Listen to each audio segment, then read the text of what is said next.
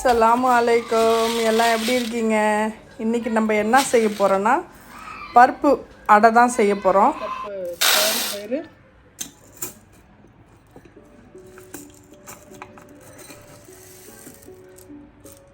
ஒரு கப்பு கடலைப்பருப்பு, 1/4 கப்பு உளுந்து, 1/4 கப்பு உளுந்து. இதை நம்ம ஊற வச்சிடலாம். ஒரு 2 மணி நேரம் ஊற போட்டுடலாம்.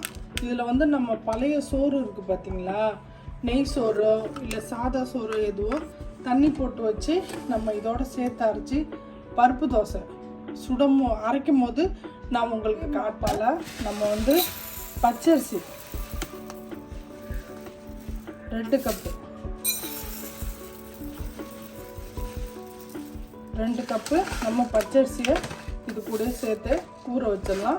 இதெல்லாம் ஊறட்டும். அதுக்கப்புறம் நம்ம இதில் வடித்த சோறு இருக்குது பார்த்தீங்களா, பழைய சோறு நம்ம முதல் நாள் ஆக்கிறது. அடுத்த நாள் நம்ம வேஸ்ட் ஆக்கி கீழே போடாமல் இந்த மாதிரி பருப்பு போட்டு நம்ம அதையும் போட்டு நம்ம தோசை சுட்டு சாப்பிட்டுக்கலாம். இதை ஊற வச்சிட்றேன். நான் உங்களுக்கு இதுக்கப்புறம் வேறு என்ன செய்யணும்னு நான் உங்களுக்கு காமிக்கிறேன். தண்ணி ஊற்றி வச்சுட்டேன். நம்ம இதை ஊற வச்சு எடுத்துட்டோம். இந்த பாருங்க, ரைஸு, கடலைப்பருப்பு, துவரம் பயிறு.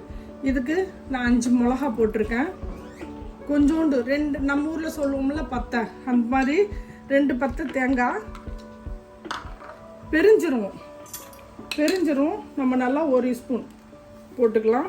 இவ்வளோ தான் இது. இந்த ரைஸு நம்மக்கிட்ட நெய் ரைஸ் இருந்தாலும் ஓகே, இல்லை நம்ம சாதா ரைஸ் நம்ம சாப்பிட்றோம் பார்த்தீங்களா, சோறு நம்ம சாதாவாக வடித்து சாப்பிட்றோம்ல, அந்த சோறு கூட இருந்தாலும் நல்லது தான். இல்லைன்னா நெய் சோறு இருந்தாலும் நல்லா தான். நெய் சோறு என்னன்னா கொஞ்சம் வாசனை இருக்கும், அதுக்கான தான் நான் நெய் சோறும் இதில் கொஞ்சம் போடுறேன். நம்ம பழைய சோறு இருந்துச்சு அப்படின்னாலே நம்ம இது மாதிரி செஞ்சு நம்ம சாப்பிட்லாம். இதை இது மாதிரி நம்ம மிக்ஸ் பண்ணிக்கலாம். இதில் கொஞ்சம் மஞ்சத்தூள் மட்டும் நம்ம அப்புறம் அரைச்சதுக்கு அப்புறம் போட்டுக்கலாம். மஞ்சத்தூள், கொஞ்சோண்டு வெங்காயம் கட் பண்ணி இதில் சேர்த்துக்கும். அது நான் சேர்க்கும் போது உங்களுக்கு காமிக்கிறேன். இதில் இன்னும் கொஞ்சோண்டு ரைஸ் தேவை இருக்குது. போதும். இதை இப்போ நான் நல்லா நைஸாக அரைச்சி எடுத்துகிட்டு வந்துடுறேன். இந்த பருப்பு அடைக்கு நம்ம ஒரு தேங்காய் சட்னி செய்கிறோம். நான் அரை மூடி தேங்காய், பொட்டுக்கடலை, பச்சை மிளகாய் இதை போட்டு நம்ம இது ஒரு கெட்டியாக ஒரு சட்னி செஞ்சுருவோம். இதை அரைச்சிட்டு வந்துடுவோம். இது அரைச்சிட்டு வந்தாச்சு. இதுக்கு தேவையான அளவு உப்பு போட்டுக்கோங்க. மஞ்சத்தூள் நல்லா ஒரு 1/2 ஸ்பூன் கிட்டே எடுத்து இதில் போட்டுட்டு தண்ணி போட்டு ஊற்றுங்க. ஏன்னா இல்லைன்னா ஒரு சைடில் கட்டி கட்டியாக இருக்கும். இதை ஸ்பூனால் கரைச்சிடுங்க. கரைச்சிட்டோம் அப்படின்னா நமக்கு எவ்வளோ தேவை அப்படின்றத நம்ம இதில் ஊற்றி கிண்டிக்கலாம்.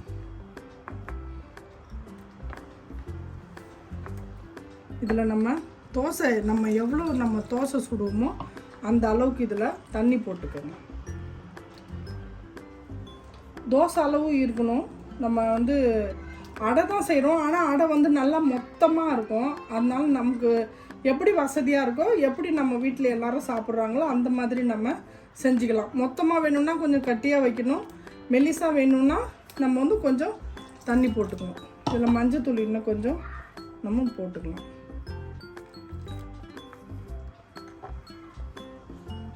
இதில் இந்த பெருங்காயம்லாம் போட்டிருக்கிறதுனால நல்லாயிருக்கும். இதில் நம்ம கொஞ்சமாக வெங்காயம் வெட்டி இதில் போட்டுக்கலாம். வெங்காயம் இல்லாமலும் நம்ம சுடலாம்.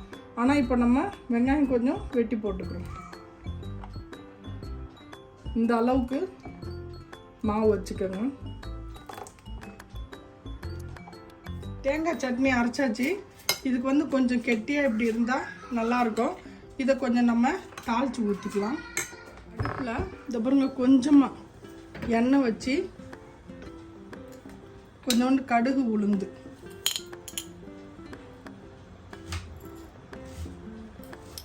போட்டுக்கலாம். கடுகு பாருங்க பொரியுது பாருங்க. பொரிஞ்ச உடனே கொஞ்சோண்டு கருவேப்பிலை போட்டு விட்டு நம்ம பன் செஞ்சிடணும். ஆஃப் பண்ணிவிட்டு தூக்கி அதில் போட்டுற வேண்டியது. அவ்வளோதான் தாளிப்பு.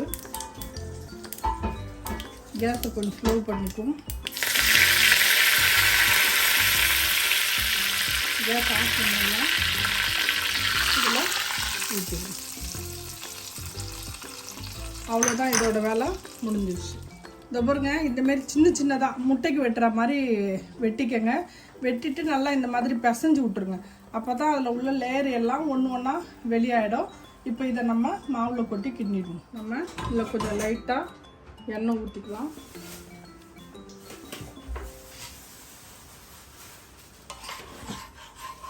எண்ணெய் எங்கே பார்த்தாலும் வரா மாதிரி ஆக்கிட்டு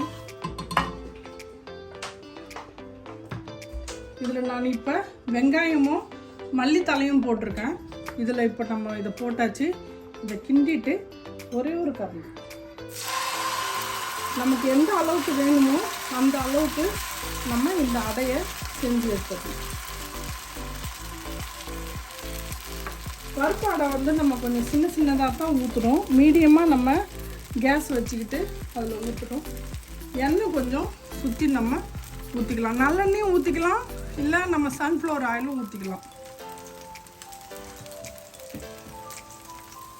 நம்ம இந்த மாதிரி சின்னதாக ஊற்றுனா குழந்தைங்களுக்கும் நல்லா ஈஸியாக சாப்பிடுங்க. நமக்கு எடுக்கிறதுக்கும் நல்லா வரும். இது பெருசாலாம் ஊற்றக்கூடாது. இது இந்த மாதிரி சின்னதாக தான் ஊற்றி சாப்பிடணும். ரொம்ப நல்லா டேஸ்ட்டாக இருக்கும். ஆனால் தோசையை விட இது வந்து கொஞ்சம் நல்லா முருவலாக ஆக்கணும். நம்ம தோசை நம்ம 2 பக்கமும் திருப்பி போட்ட உடனே எடுத்துருவோம்ல, அந்த மாதிரி எடுக்கக்கூடாது. கொஞ்சம் முறுக்கலாக எடுக்கணும். திருப்பி விட்டு இந்த மாதிரி அமுக்கி விடுங்க. அது உள்ள மாவு மாதிரி இருந்தால் நல்லா உங்களுக்கு கடக்கா இதாகிடும், முருண்டு ஆகிடும் தோசை. நம்ம இதில் அரிசி போட்டிருக்கோம்,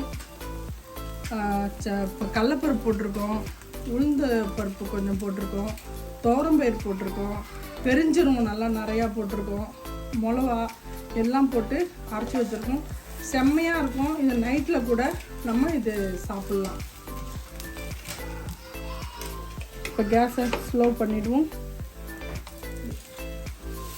இன்னொரு தோசையும் நம்ம அதே மாதிரியே போடுவோம். கேஸ் இப்போ ஸ்லோவாக்கியாச்சு. இப்போ ஊற்றுற டைமில் கேஸ் ஸ்லோ பண்ணிக்கோங்க. திரும்பி போட்டதுக்கப்புறம் நீங்கள் கொஞ்சம் கேஸை ஃபாஸ்ட்டாக வச்சுக்கலாம். இதே மாதிரி பழைய சோறுங்க நமக்கு மீந்துச்சுன்னா நம்ம இது மாதிரி ஒரு அடை செஞ்சு சாப்பிட்டு பார்க்கலாம். இது உங்களுக்கு பிடிச்சிருந்துச்சுன்னா நம்ம குக்கிங் சேனலுக்கு லைக் பண்ணுங்கள், ஷேர் பண்ணுங்கள், கமெண்ட் பண்ணுங்கள், மறக்காமல் பெல் பட்டன் கிளிக் பண்ணுங்கள். இன்ஷா அல்லாஹ் நான் இன்னொரு வீடியோட சந்திக்கிறேன். பாய்.